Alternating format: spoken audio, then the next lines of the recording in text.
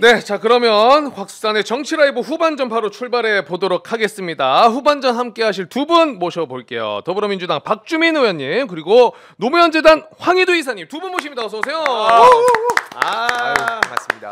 고맙습니다. 우리 의원님은 그래도 너무 이렇게 항상 자주 나와주셔가지고 진짜 너무나 감사드리고 네, 불러주셔서 감사하죠. 뭐. 이런 말씀 드리고 하자면 좀 식구로 가도 됩니까 이제? 네, 그렇게 하시고 곽수산에서 회나 한번 사주세요. 아 그거 제가 한번 대접하겠습니다. 경선 때부터 고생해서 회 좀 줘라 뭐 이런 해줘라 좀 해줘라. 해줘라 이렇게 의원님 오늘 말이 많네.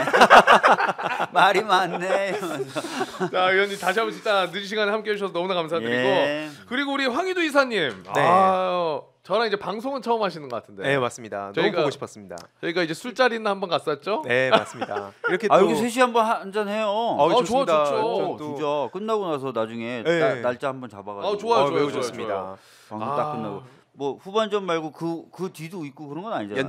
연장전은 가끔 있긴 한데. 가끔 있어요? 네. 하여튼 연장전에 불러주시든지 해가지고 네. 소주 한잔 해요. 너무 좋습니다. 자, 그럼 우리 두 분이랑 같이 본격적으로 좀 이야기를 나눠보도록 할 텐데 일단 방금 저희가 들어오실 때 영상을 하나 봤거든요. 네.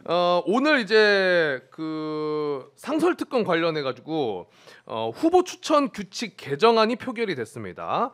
그러니까 상설특검은 이제 원래 있는 것이고 네, 그 상설특검법이 있어요. 특검법이 있고 네. 그 안에 이제 세부 내용을 조금 바꾼 건데 의원님이 간단하게만 설명해 주신다면은 어떻게 바뀐다는 그러니까 겁니까? 19대 국회 때 특검법, 상설특검법이란 법을 만들어 놨어요. 네. 법을.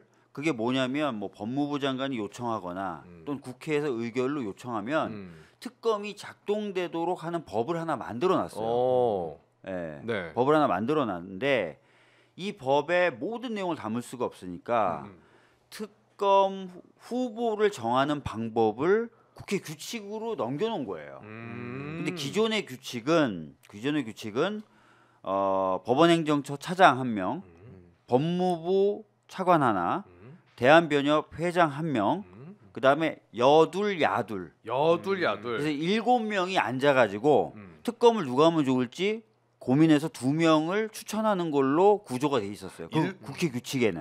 7명이 회의에서 2명 추천. 2명을 추천하는 거예요. 네. 7명 중에서 2명을 뽑는 게 아니라 그 7명이 쭉 후보 리스트를 놓고 막 검토해가지고 요 2명이 좋을 것 같아요라고 하도록 그 규칙 안에는 만들어져 있었어요. 네. 자 그렇게 되니까 어떤 문제가 발생하냐면 대통령이나 대통령의 가족이 수사 대상이 될 경우에는 대통령에 영향을 미칠 수 있는 사람이 굉장히 많네. 7명 중에 꽤 많네. 왜냐하면 여당 둘은 일단 그렇고요. 그렇죠. 법원행정처도 뭐 법원이 독립돼 있다지만 사실은 정부 쪽에 더 가깝다고 보는 게 일반적인 시각이고. 네. 법무부 차관 당연히 그러네. 그렇죠. 네. 대한변협 회장도 전통적으로 좀 친정부적 인사다 이렇게 평가가 되니까 이렇게 되면은 대통령이 수사 대상이 되거나 대통령이 꼭 비호하고 싶은 대통령의 가족이 수사 대상이 되면 이 시스템을 이용해서는 독립적인 특검 후보를 추천하기 어렵네.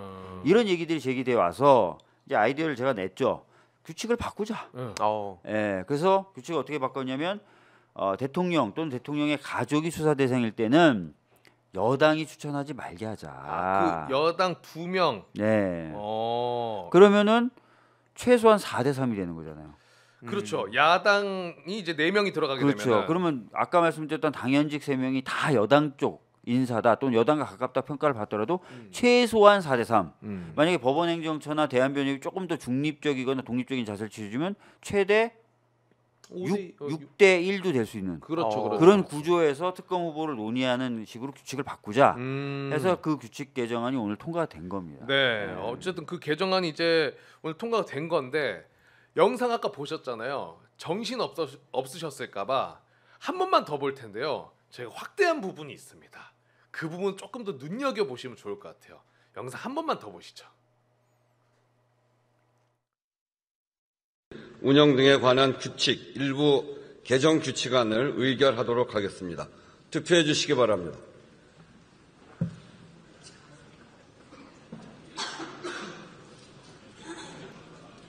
투표를 다 하셨습니까? 그러면 투표를 마치겠습니다. 투표 결과를 말씀드리겠습니다. 재석 281인 중 찬성 179인, 반대 102인으로서 특별검사 후보 추천위원회 자, 이준석, 천하람, 이주영 의원이 정확하게 이제 반대를 눌렀습니다. 우리 이사님 요 장면 어떻게 보셨습니까? 개인적으로. 개인적으로 뭐 사실 예측한 대로 움직이긴 한다. 예측한 예. 대로는 움직인다. 일단 다른 걸 다 떠나서 지금 뭐 명태균의 똥개라 불리는 사람 한 명, 그리고 김소연 씨의 표현대로면 그 명태균의 똥개에 잠깐 너무 자연스럽게 들어가면 깜짝 놀랐네. 아, 네, 네. 그러니까 이런 얘기가 또 이제 나오길래 뭐 김태열 수장님도 그렇게 표현하셨고 네. 그래서 그러니까 하는 짓 보면 딱 근데 그러더라고요. 꼬리 살랑살랑 흔들고 다니고. 네, 네. 근데 중요한 건 이제 김소연 변호사의 표현대로면 그 명태균의 똥개에 똥개들이 있다는 거예요. 그들이 지금 저렇게 행동한 거거든요. 아, 그래서 네. 사실 전혀 놀랍진 않았다. 아, 예, 저들이 어떻게 야당인가? 저래 놓고 어떻게 야당 소리를 할 수 있습니까? 네. 개혁을 왜 붙입니까 그 당에다가? 아. 의원님 아까 소주 한잔 하자고 하신 거 후회하시는 거 아니죠? 아니 소주 한잔 할 때 저도 저런 말씀을 드릴 수도 있어요. 뭐 굳이 술자리에서 사회적 체면과 명예 이런 거 따질 필요 없잖아요. 편하게 그렇죠. 마시면 되는 거지. 네. 야, 저는 진짜 너무 그러니까 실망스럽다고 얘기하신 것처럼 어떻게 저게 야당이라고 할 수가 있나. 네. 그리고 너무 지금 사태에서는 더 저러면 안 될 것 같은데. 그렇지. 저럴 때는 오히려 좀 특검이 가능한 길을 좀 자기네들이 적극적으로 연다. 그게 자기가 어떻게 보면 결벽이나 뭐 무혐의 이런 것들을 좀 결백이나 무혐의를 증명해 볼 수 있는 길일 것 같은데 떳떳하다면. 예. 야, 정말 깜짝 놀랐습니다. 그래서 저희가 다시 한번 좀 본 측면이 있고요. 이제 본격적으로 좀 이야기를 나눠보려고 하는 게. 요 얘기 하나만 좀 볼게요. 네. 그러니까 이게 왜 중요하냐면 아까 말씀드렸던 대로 오늘 통과시킨 건 규칙에 대한 개정안이기 때문에 대통령의 거부권의 대상이 되지 않아요. 그러니까 이거는 대통령이 지금까지 계속 행사했던 거부권을 넘어설 수 있는 방법입니다.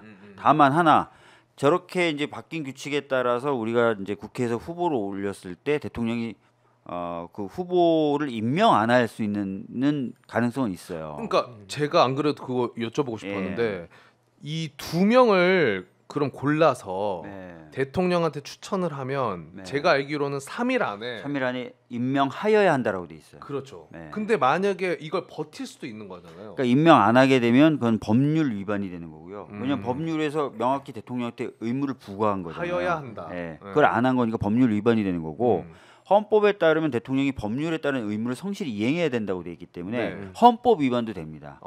근데 우리가 다 알다시피 명백한 법률과 헌법 위반 사항은 탄핵 사유가 돼요. 탄핵을 하느냐 마느냐는 떠나서 탄핵 사유가 돼요. 지금까지 저희가 탄핵 뭐 이런 얘기를 하면 저쪽에서는 항상 하는 얘기가 명백한 법률 위반이나 명백한 헌법 위반을 갖고 와봐 그랬는데 이건 마일리지를 차곡차곡 쌓을 수 있죠. 네, 탄핵 사유가 쌓이죠. 이것만으로도. 네. 어쨌든 이거는 얘기하신 것처럼 대통령이 습관적으로 거부권을 쓸 수 있는 게 아닙니다. 그래서 쓰는 순간 이제 탄핵 사유가 정립이 되는 거예요. 근데 저는 좀 걱정되는 게 또 이 습관적으로 거부권 되는 줄 알고 한도수 총리 내세워가지고 자 상설특검은 제2요건을 제가 건의드리 이럴까 습관적으로. 저 한편으로 좀 걱정이 됩니다. 네. 규칙만 바꾼 거고요. 국회 내부의 운영에 관련된 내용이기 때문에 네. 대통령하고는 전혀 상관이 없습니다. 네, 알겠습니다. 어쨌든 요거는 이제 규칙이 바뀐 거고 그리고 앞으로 요게 근데 작동을 그러면은 하려면 그래도 표가 어느 정도가 있어야 되는 거예요? 이거는 이렇게 돼요. 이제 특검 규칙을 이제 바꿨잖아요. 바꿨고. 자, 이제 이 상설 특검을 가동시키려면 아까 말씀드렸던 대로 국회 요구가 있어야 된다고 말씀드렸잖아요. 네. 그러면 이제 새로 요구가 있으면 바뀐 규칙대로 시스템이 돌아가서 이제 특검 후보가 탁 나오게 되는 거예요. 근데 그럼 특검 요구는 과반이면 됩니다.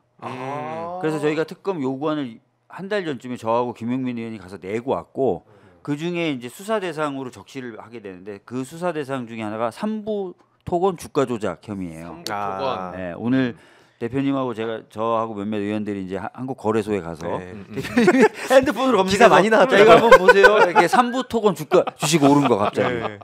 근데 그거 진짜 이상해요. 네. 1,050원인가가 한 5,500원까지. 네, 갑자기 오른 네. 거. 그거 딱 하면서 이런 것들 적발해야 된다 그랬는데 그게 딱 상설특검 요구안에 들어가 있습니다. 그래서 다음번 본회의가 열렸을 때 특검 이제 발동 스위치 누르는 표결 한 번만 더 하면 바뀌어진 규칙에 따라서 그 사건들을 수사할 특검 후보를 뽑는 프로세스가 쫙 진행되게 돼요. 오케이 좋습니다.